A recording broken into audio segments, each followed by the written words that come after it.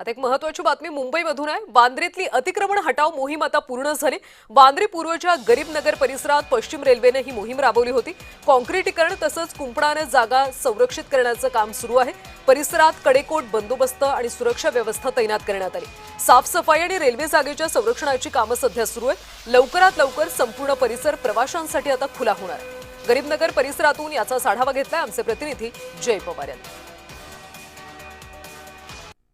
पश्चिम रेल्वेच्या बांद्रे पूर्व रेल्वे स्थानकाला लागत असलेल्या गरीब नगर परिसरातील अनधिकृत झोपड्यांवरती रेल्वेच्या माध्यमातून कारवाई करण्यात आली होती। सलग 5 दिवस ही कारवाई सुरू राहिली आणि यामध्ये जवळपास 400हून अधिक अनधिकृत झोपड्या या ठिकाणच्या ज्या पाडण्यात आल्या। आपण आज जर पाहिला, आज या संपूर्ण कारवाईचा 8वा दिवस आहे आणि आज या ठिकाणचा जर आपण परिसर पाहिला तर संपूर्ण झोपड्या या ठिकाणच्या हटवण्यामध्ये रेल्वे प्रशासनाला यश आलं आहे आणि यानंतर त्या ठिकाणचं जे काही डेब्रिज आहे ते सुद्धा त्या ठिकाणचं हटवण्यात आलं आहे आणि यानंतर आता या संपूर्ण परिसरावरती कॉन्क्रिटीकरणाचं काम जे सुरू करण्यात येणार आहे। आजपासूनच या कामाला सुरुवात होणार असून या ठिकाणीचे जे काही सर्व घनकचरा आहे हा सर्व हटवून या ठिकाणी सिमेंटद्वारे कॉन्क्रिटीकरण केलं जाणार आहे आणि हा संपूर्ण परिसर लोकांसाठी लवकरात लवकर सेवेत यावा ह्या प्रयत्नातून आता जे काही कर्मचारी आहेत या ठिकाणी काम करणारे ते आता तैनात असल्याचं पाहायला मिळतात। खरं तर काल रात्रीपासूनच या ठिकाणचं जे डेब्रिज हटवण्याचं काम आहे याला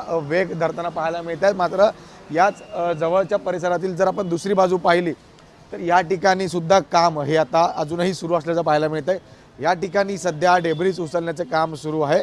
हे या ठिकाणचं सुद्धा डेब्रिज उचलल्यानंतर या ठिकाणी संपूर्ण हा परिसर त्या ठिकाणी कॉन्क्रिटीकरणपणे केला जाणार आहे। कुंपणाने जागा संरक्षित करण्यावरही या ठिकाणी भर दिला जाणार आहे। त्यामुळे रेल्वे प्रशासन असेल किंवा मग महापालिकेच्या माध्यमातून या ठिकाणी ॲक्टिव्ह मोडवरती काम सुरू असल्याचं आपल्याला पाहायला मिळतं। व्हिडिओ जर्नलिस्ट मनोज सोलंकीसह मी जय पवार, जय महाराष्ट्र न्यूज, मुंबई।